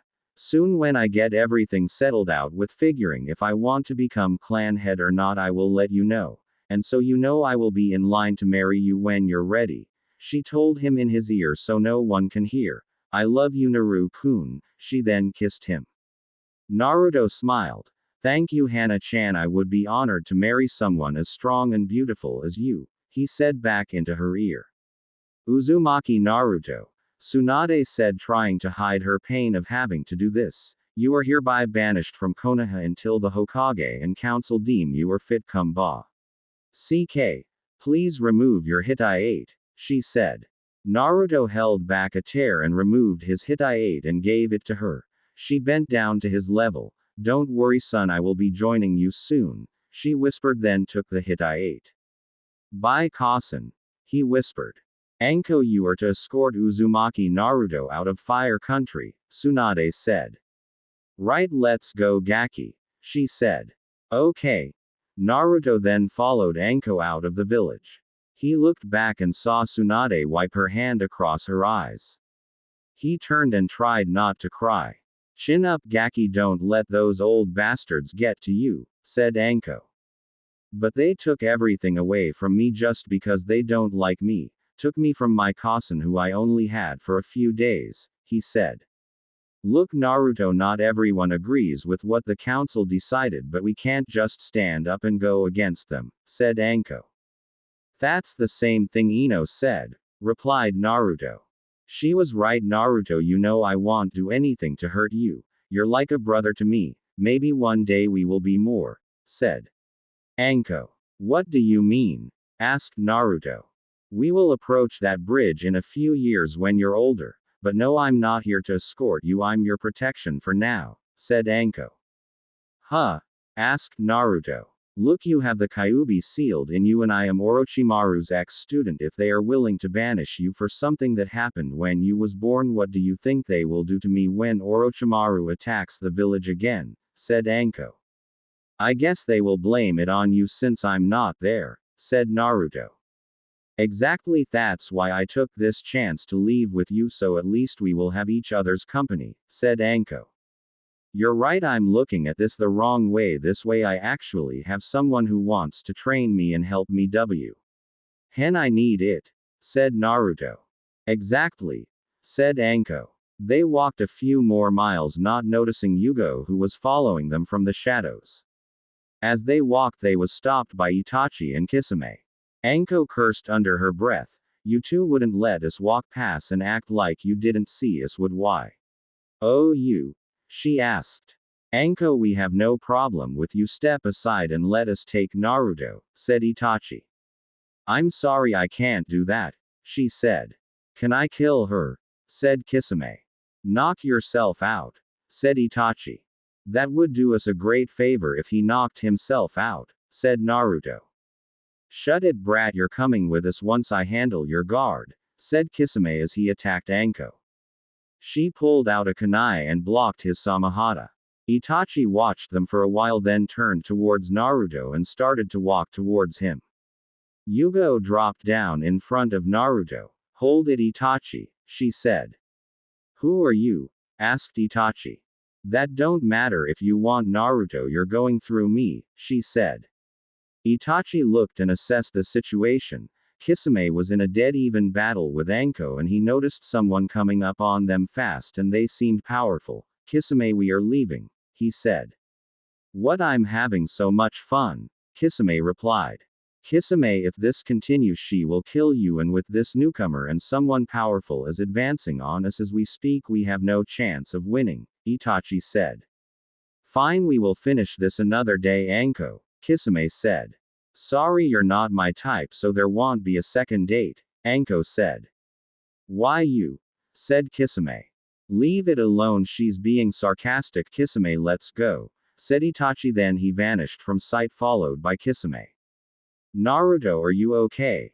asked Anko, walking over and bending down next to him. Yes, I'm fine thanks to her, Naruto said. Who are you? He asked her. Don't worry Naruto, I wouldn't expect you to know me, but I'm Rabbit. I used to look after you and train with you until Anko and Kurenai started to do it, said Yugo. That was you? He asked. Yes, I'm also the one who cleaned your apartment, put food in it, and left you with money, she said. You have no idea how much that helped me. I would have died of hunger without that, he said. No need to thank me, but we need to get going, she said. They started walking and walked into Q, who was headed towards them. Q, guess what? Rabbit was Yugo, and she is the one who left me food and money, Naruto said. Really told you that you would meet her soon. But are you okay Naruto? I sensed Itachi and his flunky and came as fast as I could without using my demonic chakra to draw attention to myself, she said. I'm fine thanks to Anko and Yugo. They scared them away and they must have sensed you and didn't know who it was, said Naruto. That's good, but you need to get out of those horrid clothes here. She went into her pocket and pulled out the scroll and summoned the clothes scroll and gave it to Naruto. Go behind that tree and change, she told him. He took the scroll and went behind the tree. You got him to change his outfit? Asked Anko. Well, I told him he would be respected more if he didn't wear such a bright color, Q said. Well, everyone wants to be respected, said Yugo. Naruto came out from the tree. He changed behind wearing his light orange clothes with his cloak over top and his wooden sandals on his feet. So how do I look? He asked. I must say Naruto, you look even more like your father now, said Q. You're so handsome, said Yugo. I would date you, said Anko. Yugo looked at her. What I would, and you can't say you wouldn't if he was 2 or 3 years older, said Anko. Yugo sighed. I try not to think of that right now since he is not old enough right now, she said. I guess anyway, let's go. We need to get to the meet-up spot, said Anko. Right, said Yugo. By midday, Anko and Yugo had led them to a small hut that was a few hours, even for a ninja, away from Konoha and went inside. Yugo lit a fire on the fireplace while she sent Naruto to get more firewood. Anko sat back and started to go through her scroll for something to do. She brought out some cards and she, Q, and Yugo started playing poker. When Naruto came back in, he sat down in the only other seat at the table and asked how to play. After teaching him how to play, he never lost. Eventually Anko, Yugo, and Q was sitting in their chairs with only their panties on since they decided to play strip poker to make it more fun. Tsunade, Shizune, Hinata, and Kurenai walked into the hut and saw Q, Yugo, and Anko standing over Naruto, who was passed out from the loss of blood. Hinata eeped and turned red, then fainted. Anko, Yugo, and Q turned and saw the others. Hello, Naruto fainted of blood loss, said Q. I can see that. Why are you 3? Asked Tsunade. The Gaki is a poker genius. He hasn't lost besides the first game, while we all lost, and since we was playing strip poker here we are, said Anko. Well, can you get dressed? It wouldn't do for my apprentice to faint again because you're, said Tsunade. Right. They all got dressed. When they finished, Naruto finally came to. What happened? He asked. You fainted, said Yugo. Naruto blushed. Oh right, he said. What are you all doing here? He asked, seeing Tsunade and her group. You didn't think I would let my son travel the world without me, did you? Asked Tsunade. I'm here because you're my Otuto, said Shizune. Same for me, said Kurenai. Hinata is my apprentice also. You're now Jiraiya's official apprentice and don't have to worry about being banished. I made a few laws to aid you, although you still can't go to Konoha. They can't send anyone to kill you, Tsunade said. Hinata finally woke up. Ow, my head hurt, she said, rubbing the spot she hit when she fell back. Hinata, finally we all need to talk, said Tsunade. First I have something for Hinata. Naruto said, getting the scroll. He put it in and gave it to her. This is my way of thanking you for everything and saying I'm sorry, he said. Hinata looked at him, noticing his different clothes. Naruto-kun, you look handsome, she said with a stutter. Hinata, what did I tell you about that? Said Tsunade. Sorry, I'm working on it, she said. That's all I ask, but Naruto, you do look nice. Why the change? Asked Tsunade. Q said I should change my way of carrying myself if I want to get respected, and it starts with wearing respectable clothes, and I got this cloak because it looks like the one my fat her wears, he said. Naruto, I'm proud that you are trying to better yourself and looking at the positives, said Shizune. Ino told me I should look at the positives instead of the negatives and I will have better results, he admitted. She was right, Naruto. Now Hinata, what did he get you? Asked Kurenai. Hinata opened the scroll and put a little chakra into it to get the gift. She pulled out a lavender cloak like Naruto's and another scroll that was labeled, Clothes for Hinata. Naruto-kun, thanks so much, she said, hugging him. She pulled back and put the cloak on. Push your chakra into the cloak, Q said. The cloak then fitted her as if made for her. Naruto, that was a great gift, said Kurenai. Now let's go over what everyone have, said Tsunade. I'll go first, said Anko. I have a copy of all the elemental scrolls that was available at the Junin library, and everything I own, she said. Me and Naruto have a month's worth of clothes each. We also got Hinata a month's worth of clothes that we thought she would like, a few hundred kunais, shurikens, and senbons. We also raided the shinobi library, said Q. You raided the library, and where did you get the weapons from? Asked Tsunade. The Anbu store, since he didn't want to raid the store owned by Tenten's family, said Q. I knew scheduling myself to watch the store last night was a good idea, said Yugo. Also, I have an Anbu mask for everyone here and a few extra just in case, so when we go on missions and don't want anyone to see our face we can be covered. I also have a copy of all the scrolls from the Anbu Librar. Why? And everything I own, Yugo said.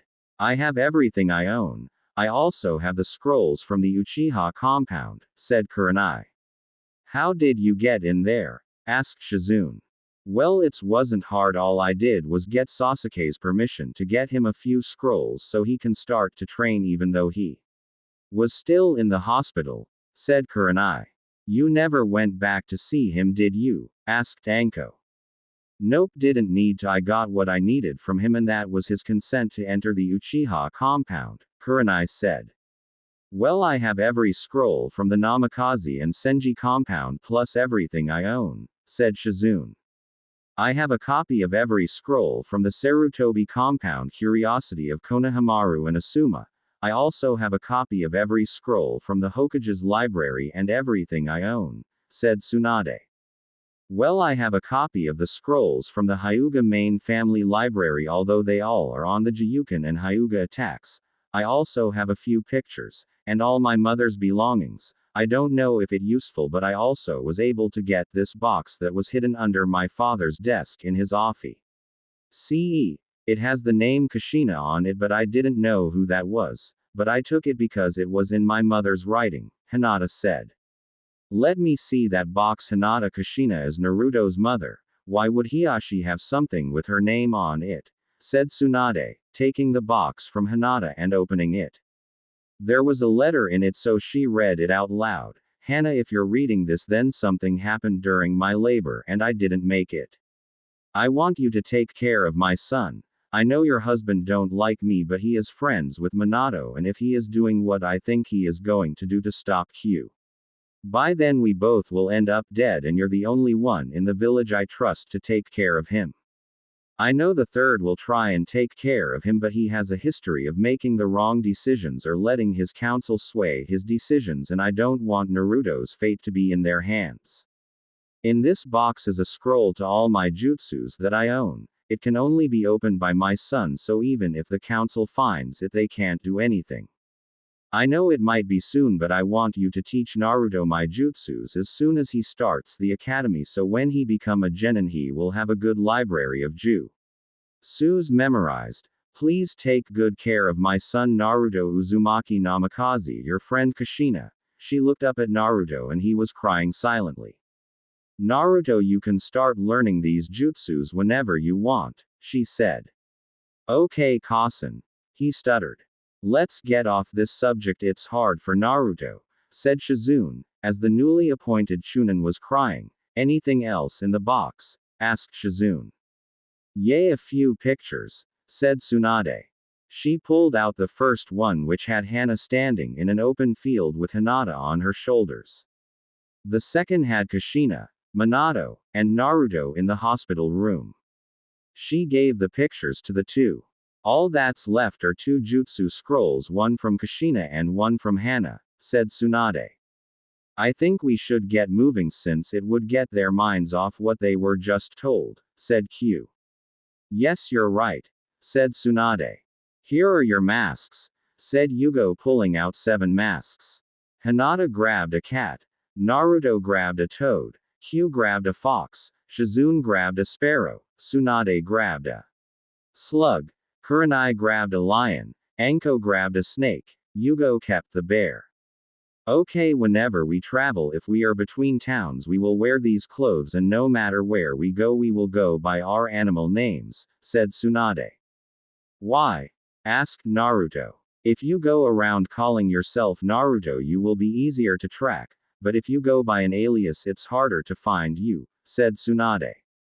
Okay, so I'm Toad, he said. I'm a fox and I'm being called Fox because of my mask. How ironic, said Q.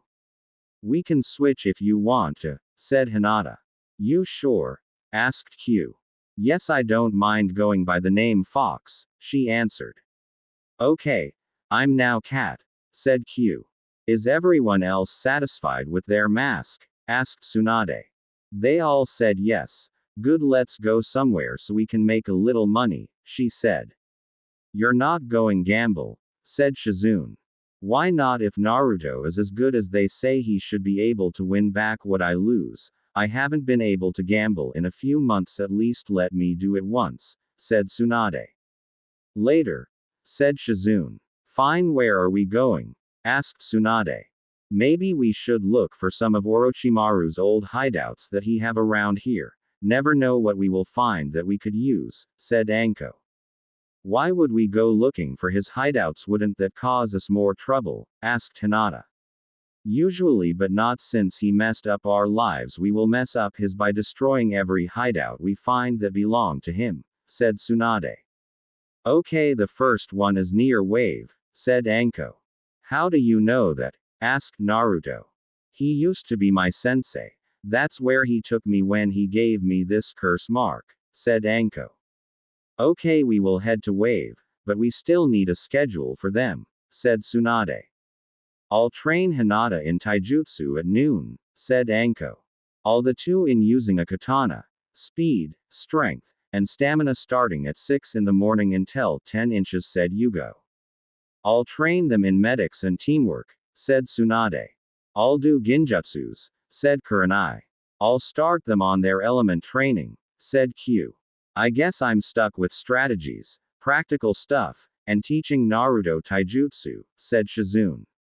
After traveling at full speed for a few hours, they finally reached the border of Wave Country and Fire Town. Try.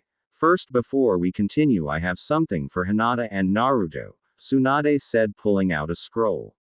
She unsealed it and gave the two a black chunin vest. They was green, but I had them modified so that no one would associate us with Konoha, she told them.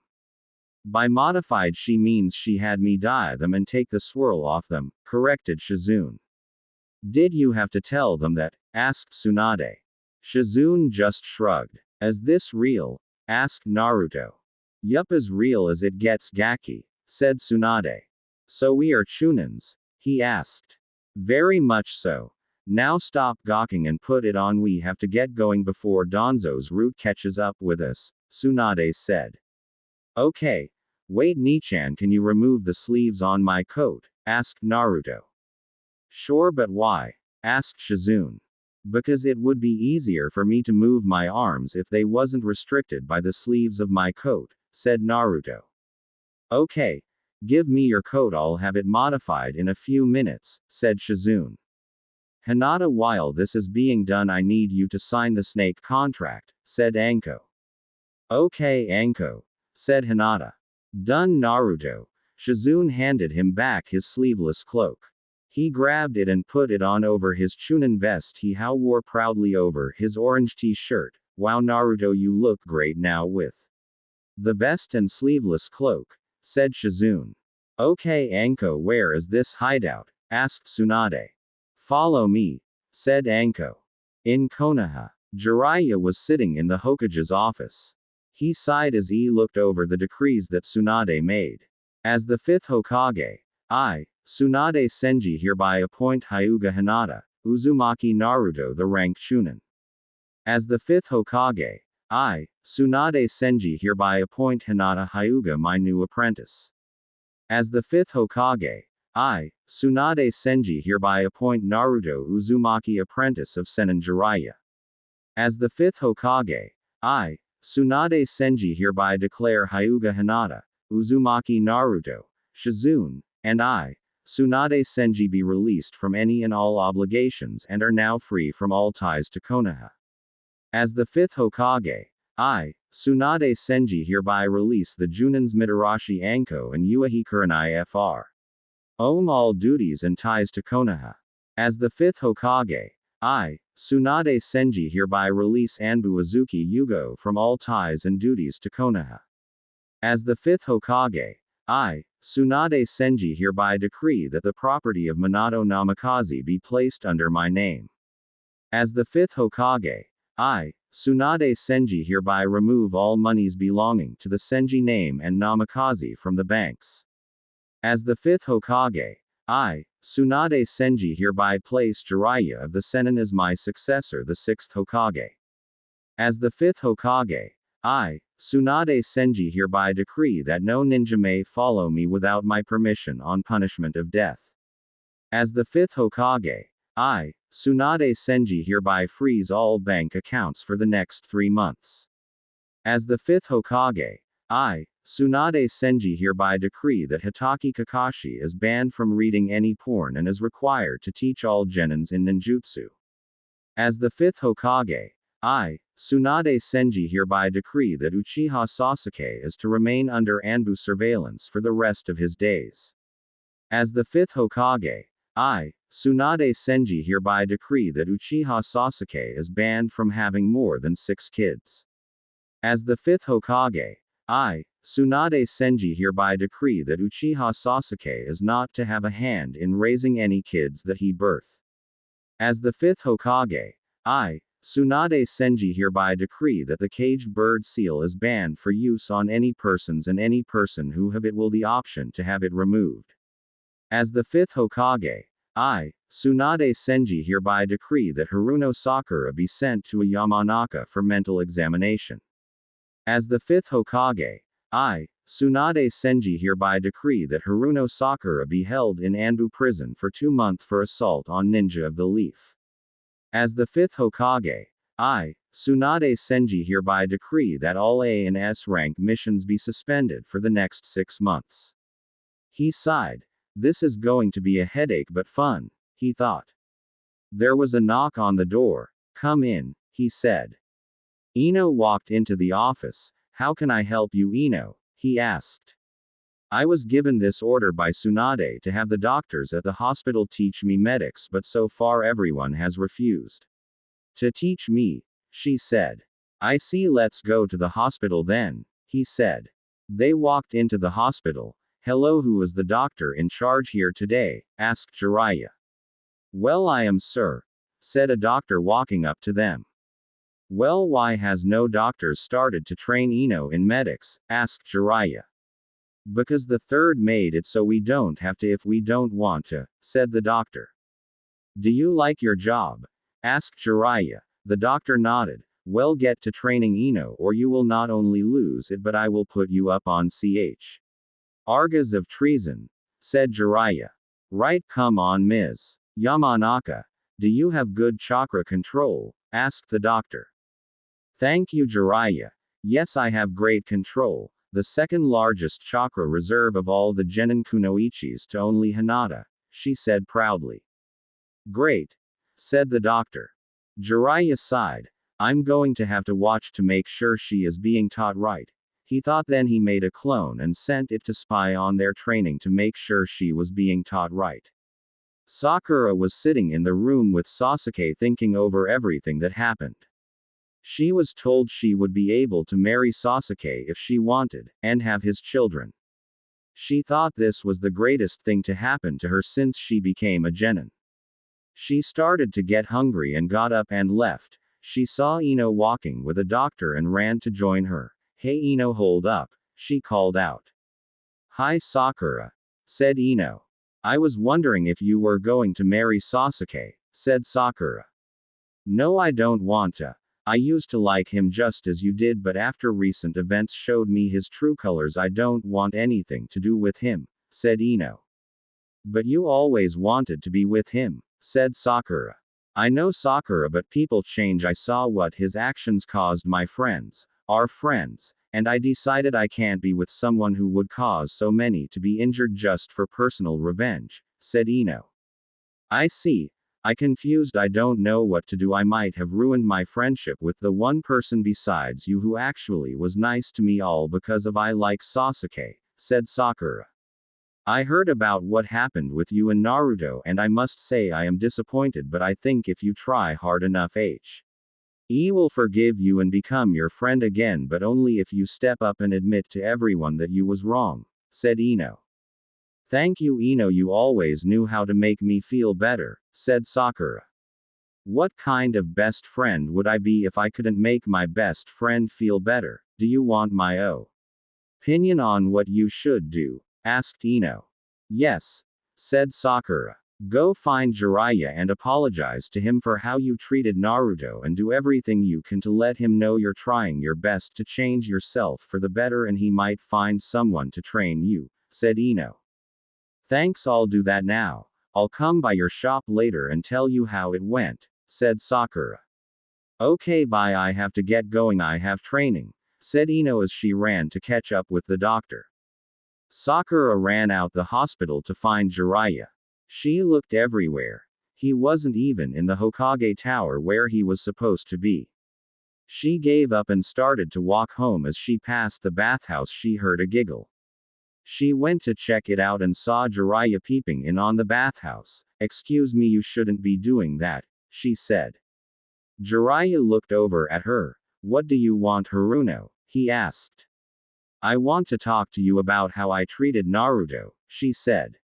Why should I listen to anything you have to say? He asked. Because if you at least listen to what I have to say, I won't yell out so everyone in the bathhouse knows you re-peeping on them, said Sakura. Fine, but if I listen to you, it better be good, he said. Agreed, said Sakura. Okay, begin, said Jiraiya. I'm sorry for how I treated Naruto and I want to at least get the chance to make up for my mistakes. I was influenced by how I felt about Sasuke and he was in the hospital. I didn't stop to think everything through. I just acted and it was stupid, I know, but if given the chance I will do everything in my power to make up for it. Naruto is the only person besides Ino who is my age and treats me fairly, and I took it for granted, and now I have completely lost the friendship I had with him. I at least want him to know I'm trying to change myself for the better, and maybe one day I can do something to make his life a little easier, she said. Well, if you let me take a picture of you, I'll set you on the right track to being forgiven, said Jiraiya. Sakura's eyes widened and she covered herself with her arms. There has to be another way, she said, shaking her head. It was worth a try. I'll think of something. Tomorrow go to your regular training area at 10 in the morning and I'll send you a sensei to train you, said Jiraiya. Thank you, Jiraiya, she said. Just get going, I have work to do, said Jiraiya. Then he went back to peeping.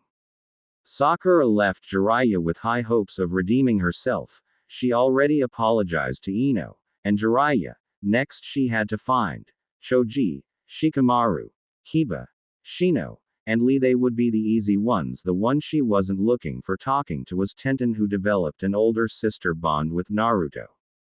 She also figured she should at least try and be friends with Neji since he was Hinata's cousin and he would need his help to convince Hinata that she was a changed person. Sakura was walking and ran into the one person she didn't want to, Tenten. Tenten looked at Sakura as if she was deciding to kill her slow or quick. Sakura gulped and slowly put some space between the two. She knew if Tenten decided to fight her, it would be nothing she could do to defend herself, so she was preparing herself to run. Tenten, before you decide to kill me, least hear me out. Sakura stuttered badly. Tenten did a Neji-like smirk and looked at her. Why should I, after what you did to my brother? She asked. I know I was a bad friend and teammate, but after having the chance to think about my actions, I realized how terrible I was to him and I want to change, she said. So just like that you think you can up and change? Asked Tenten. Well, I know it won't be easy, but I will try my hardest, said Sakura. So you want to make friends with me, is that right? Asked Tenten. Yes, Sakura said. And what of the damn traitor Uchiha? Asked Tenten. He is not a traitor, he was being controlled by that seal, said Sakura. Sakura, until you forget about that Uchiha, we will never be friends and you will always be my enemy as long as you try to protect him. So until the time you realize that the damn spoiled bastard truly is, don't cross me or you might end up in the hospital, said Tenten. But she was cut off. Change as much as you want, but until you let go of this silly fangirl ways you have for him, you will still be the same Sakura, not only to me but to Hinata and Naruto, and no matter how much you change, if that's all we see is your crush on the Uchiha, then it won't matter, said Tenten. She then walked away. Sakura sighed. I knew it would be hard, but I didn't think she would be this hard to become friends with, she said to herself. Sakura. She turned around and saw Guy, Lee and Neji standing there looking at her. Yes, she said. I know you're trying to change and it's hard after so long of believing one thing, but you should really consider what Tenten said, because Naruto holds her opinion on a higher level than any other GE. Nin he knows, and if she doesn't like you, then the chances of either Hinata or Naruto liking you is small. Of course you won't get over the Uchiha right away, and Tenten knows that she is giving you a chance to make up for your comment you just made, and trust me, when Tenten doesn't cut you for someth you say, then you are on a really short string, and if you do the wrong thing, chances of changing her mind is lost, said Neji. I don't know Naruto as well as you, but I know he is forgiving, but if Hinata and Tenten don't forgive you, then he probably won't, said Guy. Come on Sakura, you should spend your time training to clear your head, then come back to this subject when your mind is clear and make a decision, said Lee. Training with us will also let Tenten see how hard you're trying to change, said Neji. I would like to, but I can't. Jiraiya-sama already said he would get me a sensei to train me, she said. You won't be training with your new sensei all day. When you're finished with your sensei, come find us for extra training. You won't change unless you work harder than you did before, said Guy. Thank you, I will come train with you after I'm done with my sensei tomorrow, she said. A kunai came flying past and smoothly slid across Sakura's jaw. Then Tenten walked up with another kunai in her hand, pointed at Sakura. The next kunai won't miss. Now you only have one chance and one chance only to change my opinion about you, so you better make it count or all hopes of becoming my brother's friend it lost. Do I make myself clear? Said Tenten. Yes, Tenten, said Sakura. Good, don't be late for training tomorrow. We start team training at 4 in the afternoon. She then walked away and disappeared in the trees, headed towards the village. Told you she was hard to impress, said Neji. I think I better leave before she changes her mind, said Sakura. On her way home, she found the guys at a restaurant and went to apologize to them, which were easy because she agreed to pay for their food, which was a lot with how Choji ate. She was walking home and saw a Hyuga girl walking with a guard and went up to them. Hey, you're Hinata's sister, aren't you? Asked Sakura. Why does it matter? She no longer lives in the Hyuga compound, said Hanabi. I was wonder could I ask you something about her, said Sakura. Sure, make it quick, I'm busy, said Hanabi. Sakura wondered how busy an 8-year-old could be but shrugged it off. If someone was trying to make up to her for how they acted, what would you recommend they do? Asked Sakura. Well, I'm guess this has something to do with that Naruto boy she has a crush on.